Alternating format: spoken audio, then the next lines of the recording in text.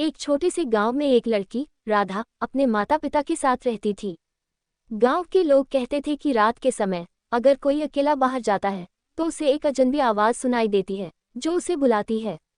राधा को ये बात बेकार लगती थी, लेकिन एक रात जब वह अकेले खेत में जा रही थी, उसे अचानक एक आवाज सुनाई दी, राधा राधा मुझे देखो। राधा चौंक गई और सोचा यह कोई मेरा मजाक उड़ा रहा है, लेकिन आवाज इतनी साफ और पास से आ रही थी कि उसने डर के मारे पलट कर देखा।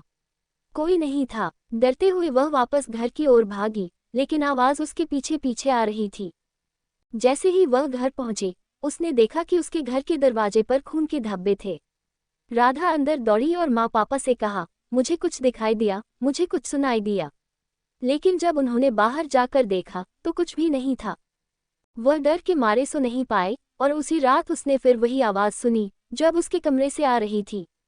राधा ने अपनी आंखें खोली और देखा कि सामने खड़ा एक अजनबी चेहरा मुस्कुरा रहा था।